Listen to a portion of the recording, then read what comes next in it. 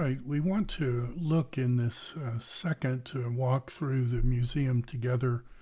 We want to look at the idea of salvific space in the midst of deadly waters. And if we take time to open up Logos, and we'll get everything set up here, we come to day 2.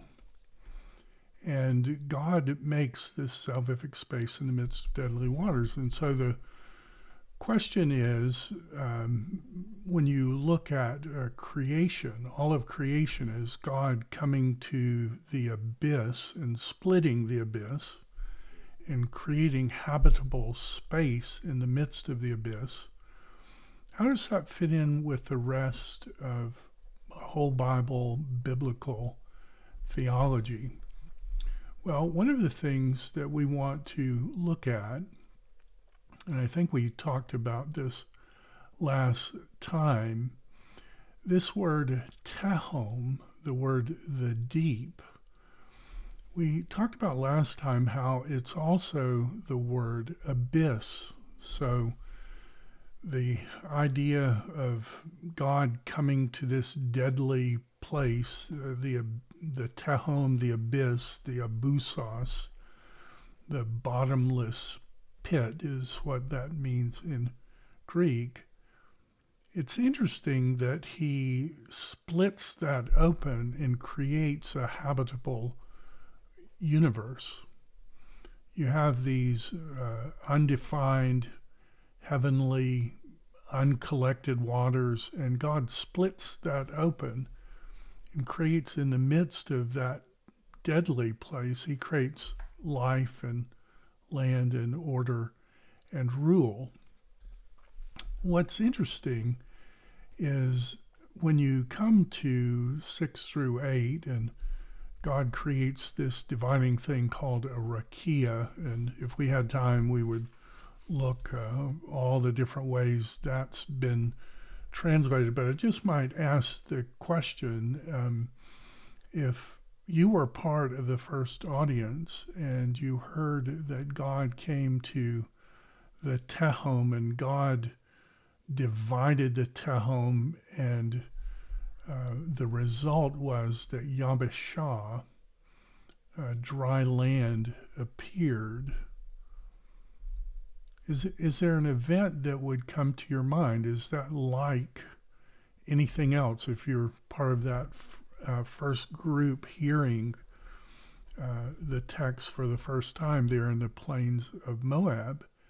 And most people would say, well, yes, of course, that's the same terminology used of God dividing the deadly waters at the Red Sea.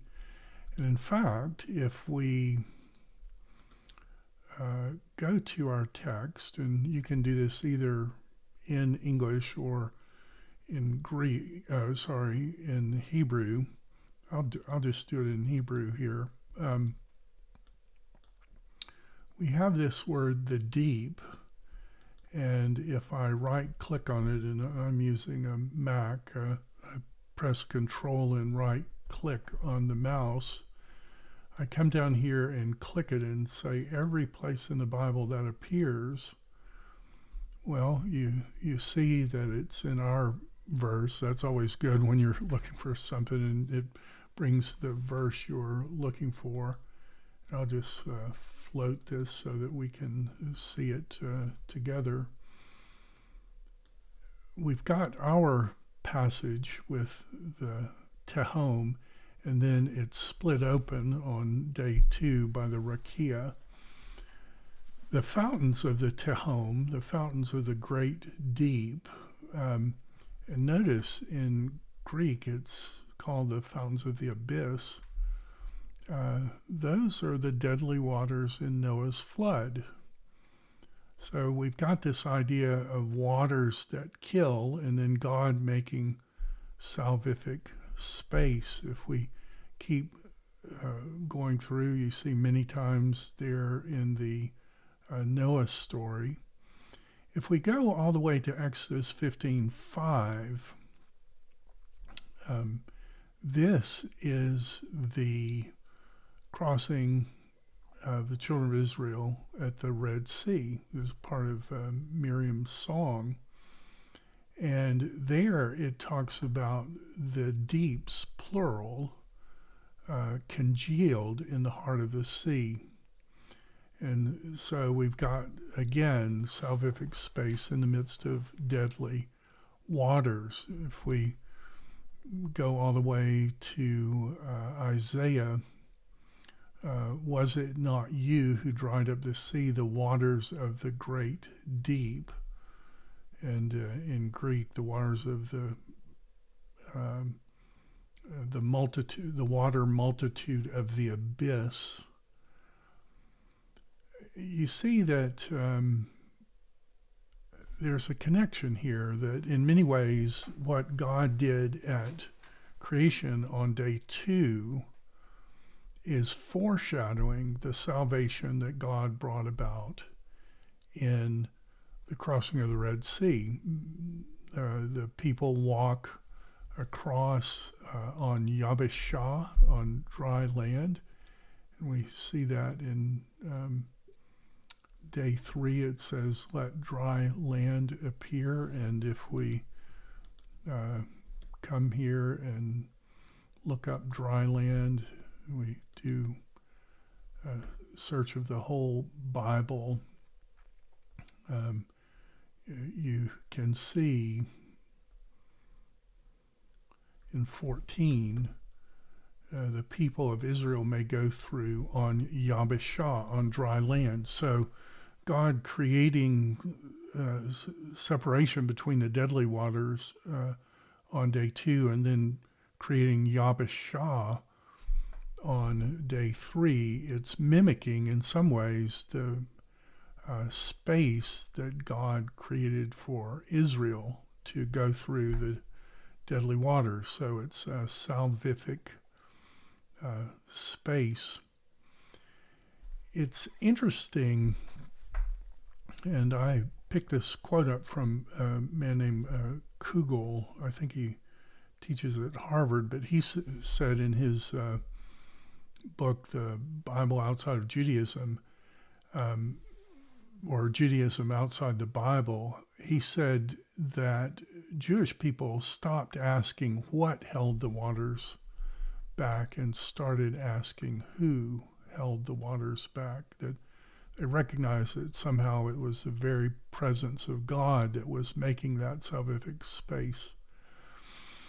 If we continue in the text, you may have thought of Joshua crossing the Jordan, and in many ways that is the same event, a recapitulation of the Red Sea crossing.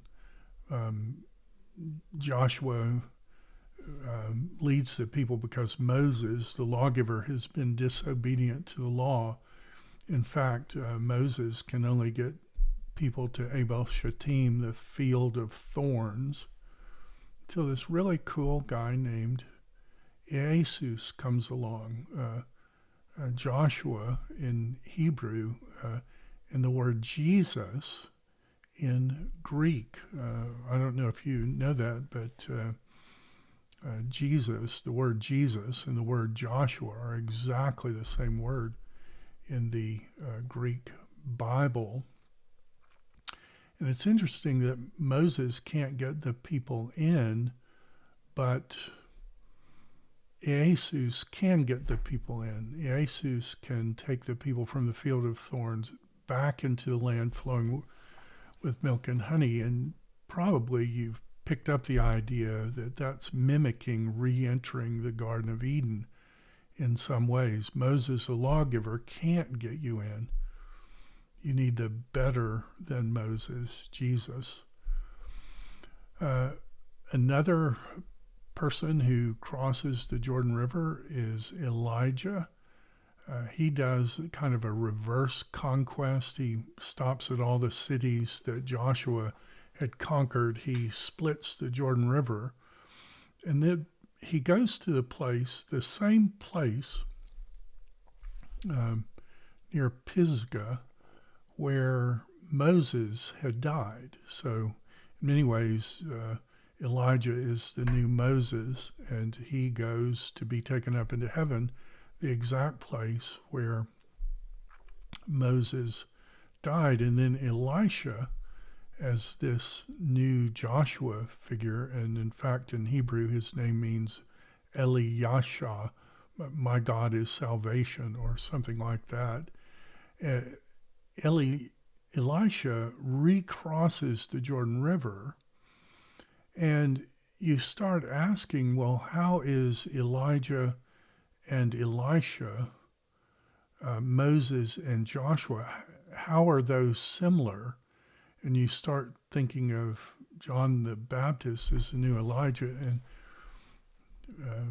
recognizing the fact that Jesus does some of the same miracles that Elisha did, and you think, oh, there's a connection here. But notice in the crossing of the Jordan River by Joshua that there's a connection, because when we come to Jesus and we hear that he was baptized in the Jordan River, John helps us connect part of that with Bethany beyond the Jordan.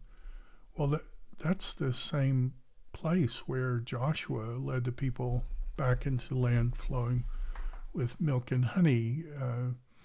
And you realize under Joshua that it was the presence of God that caused the waters to pile up like a pile.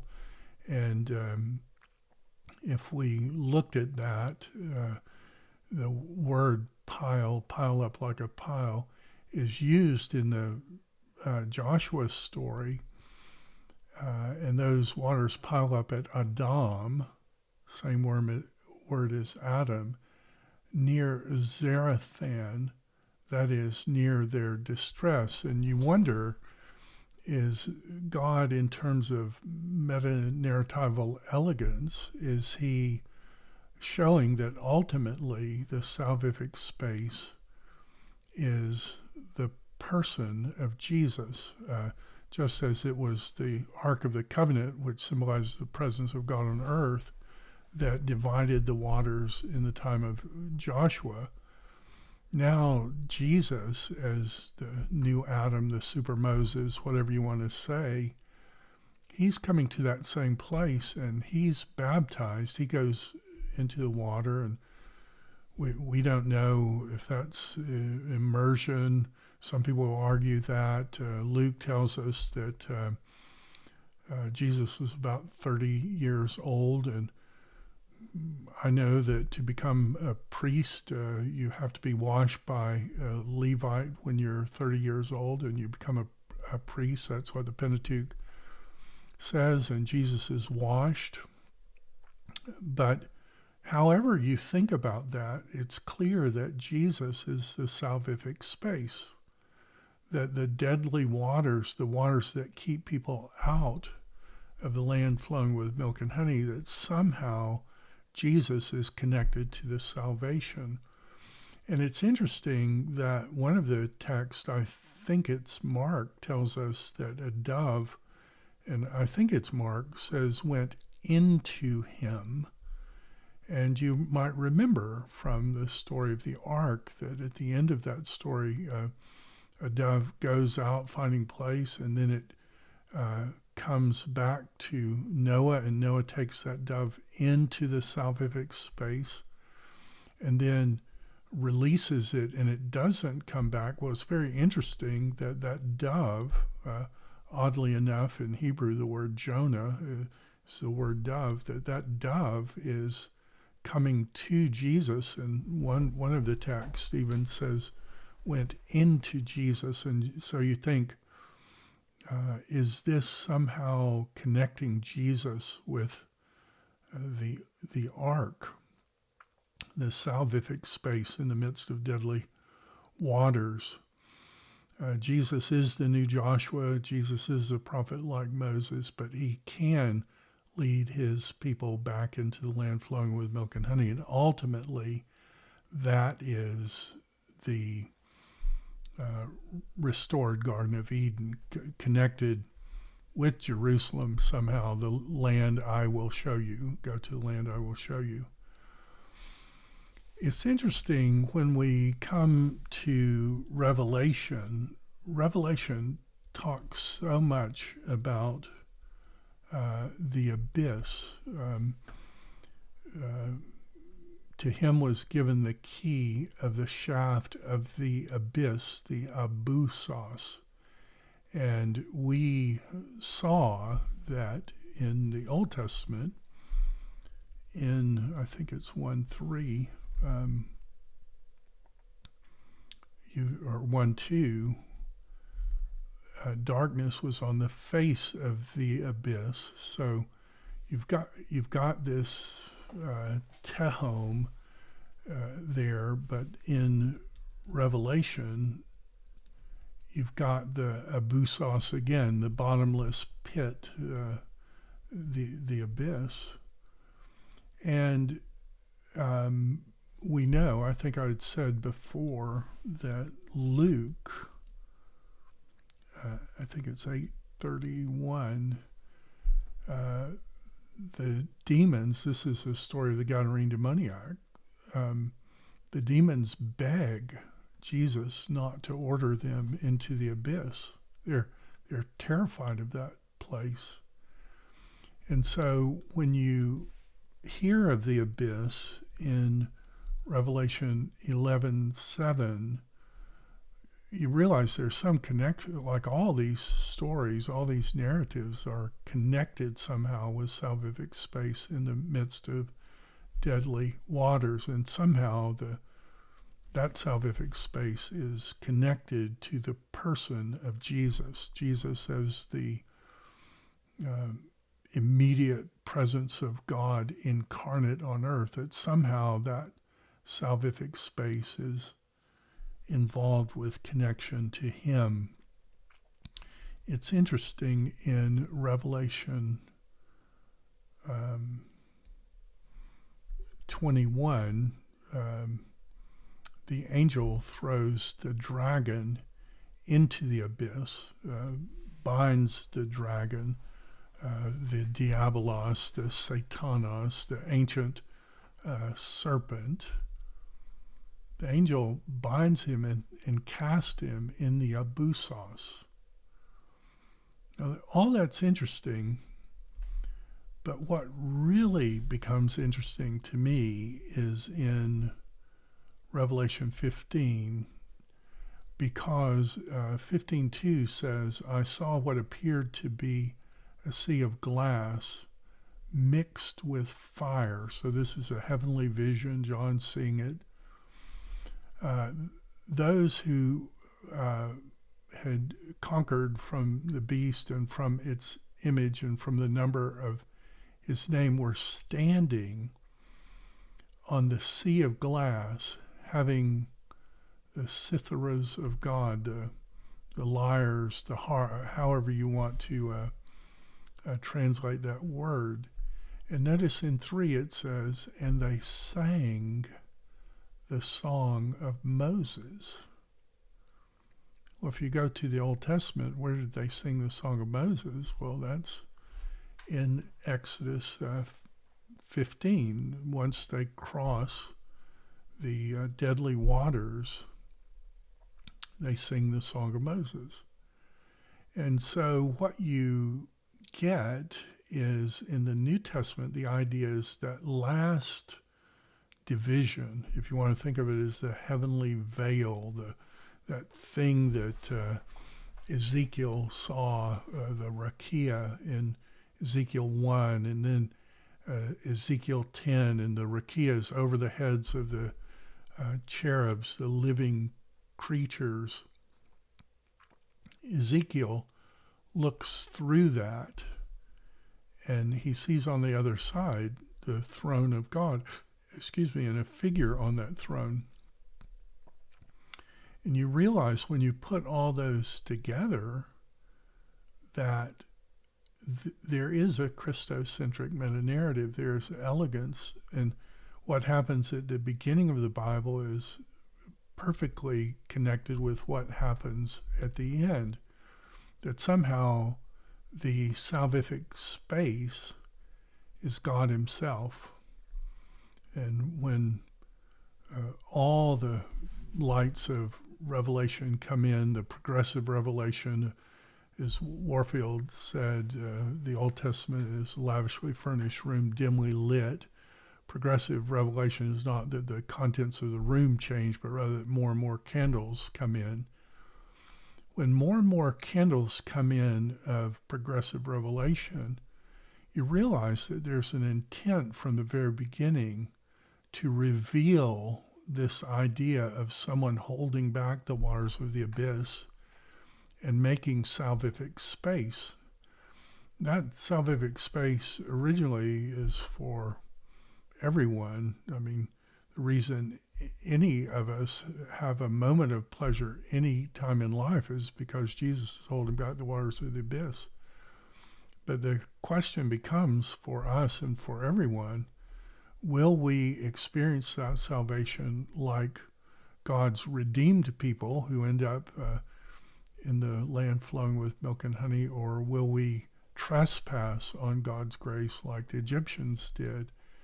And for a while, God held back the waters of the abyss, but the day came when he removed that and the waters come crashing down. And it seems to me that there might be some connection with that. So what I'd like you to do on this second exercise is to go back. You've seen some of the ideas. See if that adds at all to your understanding. Salvific space in the midst of deadly waters. Is there a theme? Is there a connection? And if there is, ask yourself the question, what does God want from me in all of this? What does he want me to believe? What does he want me to do in thinking through this plot symmetrical, meta-narratively elegant revelation from God? So I commend you to do that. The tools, again, use cross-references. In terms of biblical resources, one thing you may want to look at are some Jewish things. And so one of the ways you can do that is there's a wonderful resource, and we go here to the passage guide. We enter our passage. One of the great things we can do, Sailhammer's Pentateuch's narrative, he is just solid gold if you can get your hands on that earlier work. But a great work, and this is something I check nearly every time when I start doing research, and it's called, at least this version, the Commentator's Bible, and the ancient name for it is Mikraoth Gedaloth. This is a fantastic resource. Most research libraries will have it. If you can get it in Logos, I bought it in Logos, but my library at Bryan has it, and I use it all the time. My students use it all the time. What that will do for you is tell you what ancient Jewish people, heavyweights, if there were a Jewish Spurgeon or a Jewish Augustine, what those people thought.